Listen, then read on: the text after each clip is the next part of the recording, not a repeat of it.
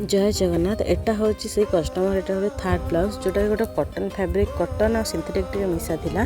तो भाविली यार गोटे सिंपल ब्लाउज ही बनवा बेस्ट रु फास्ट अस्त्र कटिंग कर सारापर मेन फैब्रिक आपर को फ्रंट पार्ट रेडी कर देती। आटा जेहेतु सिंपल हो पूरा धीरे सुस्ते कम करी बैकटा भी बेस किसी माने सिंपल रखी पूरा यूज सेप्र माने बेक जोटा बनई आ डोरी आटाच कर चारिपटे टोटाल सिलाई कर देती। लास्ट शोल्डर जॉइंट आ शोल्डर को भल भाव जॉइन कर सारापर स्लीव आटाच जो स्लीव टे बड़ था ताको आटाच कर सारापर मुझे डबल सिलाई करदेली कारण डबल सिलाईटा टे बेटर रही करी साइड्र जॉइंट फ्रंट पार्ट मुझे पूरा जोड़ी देती। आउे हुक घर आ सन्ध्या बेले बसिक सब हुक घर करदी आग फास्ट चक्रे मार्क पर हुक लगे देती। आउ फाइनाली मो ब्लाउज हो जाता रेडी कस्टमर को दबार आ टोटाली 3टा जाक ब्लाउज रेडी हम देती। आपको यहाँ केमी लगे मतलब कमेंट निश्चय जन।